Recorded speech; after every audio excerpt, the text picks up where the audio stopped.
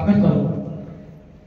खटावकरजी साहेब, जुगारे साहेब, तुम्ही दोन्ही नेते आहेत आमचे।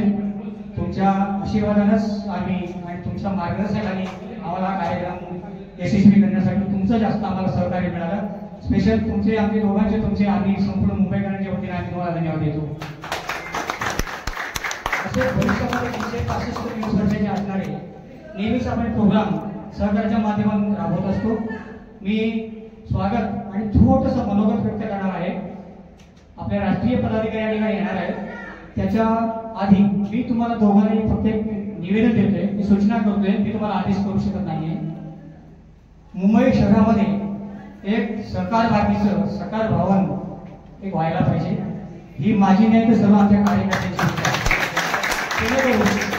जर ते सहकार भवन जर मुंबई शहरामध्ये कुठं झालं तर त्या माध्यमातून शिक्षण प्रशिक्षण हे कार्यक्रम वर्षाचे 12 महिने कंटिन्यू चालतील आणि त्या माध्यमातून एक 5 ते 10 गुंठे जमीन एक शासनाच्या वतीने आपल्याला मिळू शकते आणि ते बांधकामासाठी पैसे सुद्धा विधान परिषद आमदार किंवा राज्यसभा सदस्य यांच्या माध्यमातून होऊ शकतात।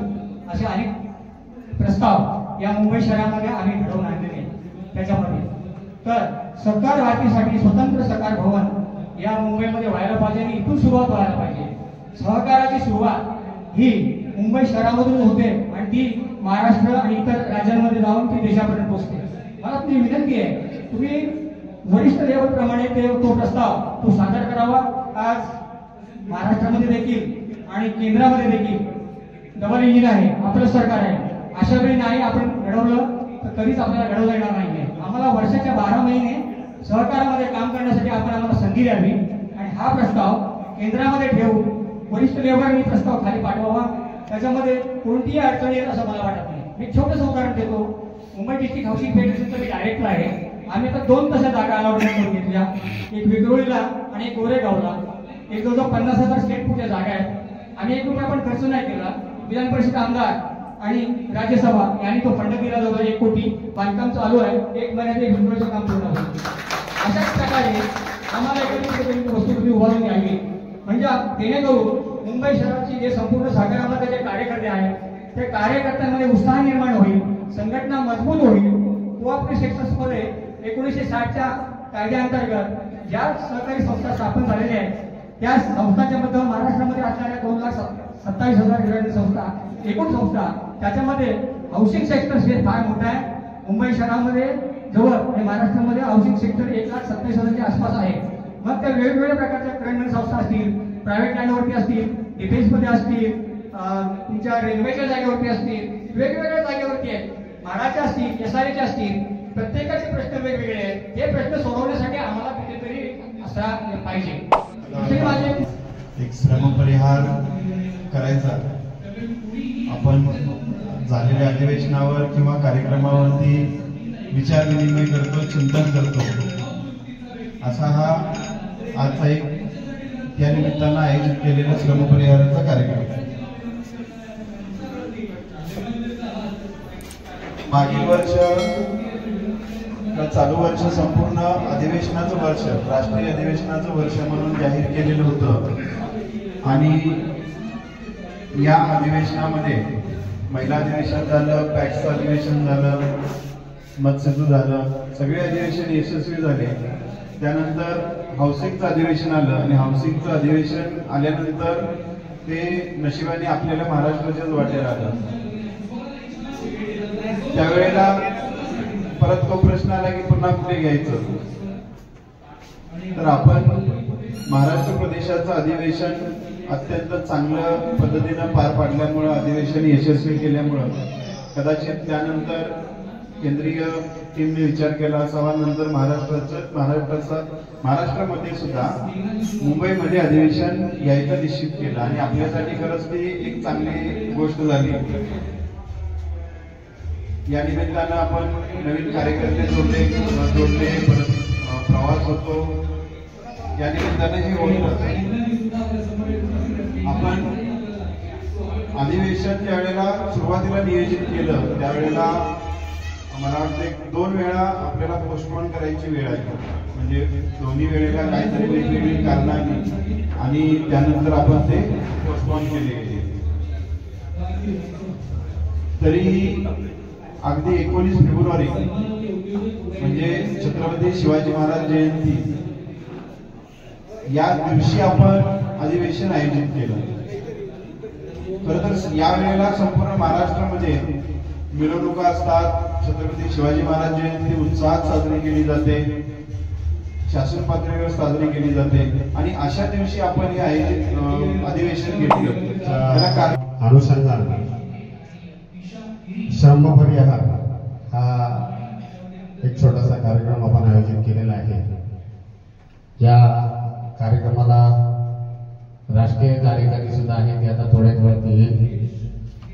मंचावर उपस्थित खटावकर साहेब, जोगाते साहेब, आपल्या राष्ट्रीय अधिवेशनाचे नियोजन प्रमुख भाई सावंत, राष्ट्रीय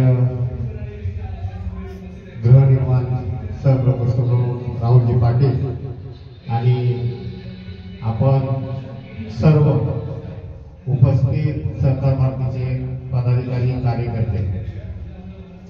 खरं तर हा कार्यक्रम घेण्यामागचं एक उद्दिष्ट असतं की कार्यक्रमामध्ये काय कमतरता घडल्या, आगामी येणाऱ्या कार्यक्रमामध्ये आपल्याला आणखी काय करावं लागेल आणि येणारे कार्यक्रम कशा प्रकारे आपल्याला सक्सेस करता येतील. राष्ट्रीय कार्यकारिणीने आपल्यावरती फार मोठी जबाबदारी दिली होती, हाऊसिंग प्रकोष्ठ आणि त्याचं हे अधिवेशन इथं पार करण्याचे. आपण सर्वांनी चांगल्या प्रकारचं सहकार्य केलं आणि हा कार्यक्रम पार पाडला. परंतु कोणतंही असं अधिवेशन घेत असताना अधिवेशन घेण्यामागचे बरेचसे काही मुद्दे असतात आणि हे मुद्दे म्हणजे की आपल्याला कार्यकर्ता जोडला पाहिजे, त्या संस्थांपर्यंत आपण पोहोचलं पाहिजे, सहकार भारती हे नाव तिथपर्यंत गेलं पाहिजे, लोकांच्या समस्या असतील त्या आपल्याला ऐकून घेतल्या पाहिजे. असे बरेचसे आपले उद्देश आहेत. हे या अधिवेशनामध्ये आपल्याला साध्य करायचे असतात. आता आपल्या मुद्द्यावर येऊया. साधारण आता विषय झाला तसंच श्रमपरिहार आपण का करतो. जेवण एक वेगळा, ठीक आहे, जेवण आहे, आपण आलो जेवतोय. मुळात श्रमपरिहार जेवणासाठी नाही. श्रमपरिहार जेवण म्हणजे वातावरण हस्त खेळत राहावं म्हणून जेवण आहे. कारण असं कम्युनिकेशन होण्यापेक्षा जेवताना सहज गप्पा होतात तेच खरं श्रमपरिहार आहे. कारण तिच्यात वैयक्तिक पण बोललं जातं, पण माझं हे सगळं ठीक आहे राहुल, पण हे काय आवडलं ते वापरून तिथे मला बोलता नाही आलं असं आपण जेवता त्याला सांगू शकतो. किंवा राहुल हे फार छान झालं. त्यामुळे जेवण करताना ज्या गप्पा होतो तोच खरा श्रमपरिहाराचा उद्देश आहे. पण तरी सुद्धा आपण प्लस पॉईंट काय आहे, मायनस पॉईंट काय आहे, आपण याच्यातून काय मिळवलं, आपण काय ठरवलं होतं, आपण कुठपर्यंत गेलो, आपण आता पुढचा रोडमॅप काय असणार आहे आपला. कारण अधिवेशन घेणं, आता मी मुद्द्यावर येतो, सहकार भारतीचं अधिवेशन घेणं, प्रकोष्ठाचं अधिवेशन घेणं हे सहकार भारतीचं उद्दिष्ट नाही. मी जबाबदारीपूर्ण बोलतोय. सहकार भारतीचं अधिवेशन प्रकोष्ठाचं पॅक्स असेल, क्रेडिट सोसायटी झालं, हे उद्दिष्ट नाहीच आहे. अधिवेशन हे सहकार भारताचं साधन आहे. लक्षात घ्या, उद्दिष्ट आणि साधन याच्यात गलती करू नका. अधिवेशन घेणं हे उद्दिष्ट नाही, अधिवेशन हे आपलं साधन आहे. आपलं उद्दिष्ट काय आहे, संघटन, त्यासाठी अधिवेशन. मग आता याच्यासाठी तीन मुद्दे आहेत अधिवेशनाचं असेसमेंट करण्यासाठी. एक शक्ती प्रदर्शन, दुसरं संघटन सक्षमीकरण विस्तार आणि तिसरं निधी फंडरेझिंग. आय रिपीट, शक्ती प्रदर्शन, संघटन सक्षमीकरण आणि फंडरेझिंग. या तीन मुद्द्यांवर जर आपण आता आढावा घेतला की व्हेअर वी आर.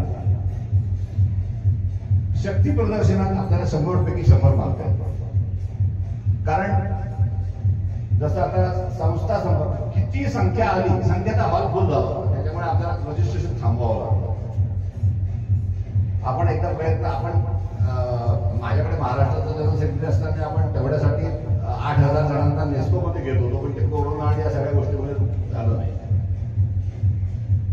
परंतु आपल्याला हॉल तर पूर्ण भरला, पण या अधिवेशनानिमित्त आता जसं विजय शेलार म्हटले, जवळजवळ 15,000 सहकारी संस्थांपर्यंत आपण पोहोचलो. याच्यासाठी केला होता हा अट्टास, बाकी काय नाही. एवढ्या संस्थांपर्यंत आपण असं उगाच म्हटलं असतं, तू 100 ठिकाणी, तू 50 ठिकाणी जा, काय आपण गेलो नसतो. पण अधिवेशन आहे ते पण धन्यवाद त्या अतिशय छान कार्यक्रम या महाअधिवेशनाच्या निमित्ताने मुंबईने आयोजित केला. कार्यकर्ते कामाला लागले. संख्या कमी जास्ती होत राहते, परंतु आपण किती लोकांपर्यंत पोहोचतो. शेवटी आपला पॉलिटिकल अजेंडा नाही, जो सरळ आणि स्वच्छ विचाराचा माणूस आहे तो आपल्याशी जोडला जातो, त्याच्या पुढे सुद्धा जोडला जाणार आहे. राजकीय जोडे बाहेर ठेवून आपण या सगळे कामं करत असतो. आपण कुठलीही राजकीय विचारधारा या सगळ्या अधिवेशनामध्ये आणि आपल्या कामामध्ये आणत नाही. सरळ स्वच्छ विचाराशी, बिना संस्कार नाही सहकार, बिना सहकार नाही उपकार, हे घोषवाक्य घेऊन आपण चालतो आहे. या घोषवाक्याला ज्यांची सहमती आहे ते आपले, ज्यांची सहमती नाही ते परत. म्हणजे मला अजूनही आठवतं की या ठिकाणी एक तो उल्लेख झाला मंगलप्रसाद लोढांचा, पण आशिष शेलार पण आले होते आणि त्यांनी आपल्या भाषणात सांगितलं होतं की आम्हाला हा सहकार स्वच्छ करायचा आहे. मग माझ्या भाषणात मी गमतीने असं म्हटलं होतं की तुम्ही जे म्हणताय इतकं चांगलं म्हणताय, परंतु हे खरंच तुम्हाला करायचं असेल तर आपल्या सगळ्यांना एकत्र यावं लागेल. कारण सहकार स्वच्छ करण्याकरता अनेकांना बलिदान द्यावं लागणार आहे. ते वेळेच्या स्वरूपात असो, कार्याच्या स्वरूपात असो किंवा जबाबदारीच्या स्वरूपात असो. त्याच्याशिवाय गृहनिर्माण क्षेत्र असेल किंवा हा सहकार असेल, हा स्वच्छ होणार नाही. आणि याचा संकल्प इथे चांगलं व्हावं याचा आपण केलेला आहे. आपल्या सगळ्यांचं पुन्हा एकदा मनापासून अभिनंदन करतो, आपल्याला धन्यवाद देतो. आभार प्रदर्शनामध्ये काय बोलावं म्हणून मनोगत व्यक्त केलं. शेवटी कार्यकर्ते आपण आहोत, पदाधिकारी आपण आहोत, आपलंच काम आहे. आपले आभार कसे मानायचे हा सुद्धा विषय असतो. परंतु महाराष्ट्राचा एक मुखिया म्हणून, एक प्रतिनिधी म्हणून, एक महामंत्री म्हणून जे काही महाराष्ट्राच्या पदाधिकाऱ्यांनी आणि कार्यकर्त्यांनी काम केलं त्यांच्या प्रती कृतज्ञता व्यक्त करणं हे माझं सुद्धा कर्तव्य आहे. म्हणून मला आभार प्रदर्शनाचं हे काम दिलेलं आहे. आपण सर्व पदाधिकारी आणि कार्यकर्ते यांचं मनपूर्वक आभार व्यक्त करतो, अभिनंदन करतो आणि विशेष म्हणून कौतुक करतो की आपल्या सगळ्यांच्या पुढाकाराने इतकं चांगलं यशस्वी महाअधिवेशन हाऊसिंगचं आपण या ठिकाणी घेतलं आहे. या ठिकाणी आपण सगळे उपस्थित झाला. आता श्रमपरिहाराचा कार्यक्रम हा खरं पाहिलं तर 6 वाजेपासून सुरू झालेला आहे आणि हे छान जे वातावरण आपल्याला या ठिकाणी लाभलं आहे त्याच्याकरता आपल्या सुनीताताई गोडबोले यांचे विशेष आभार.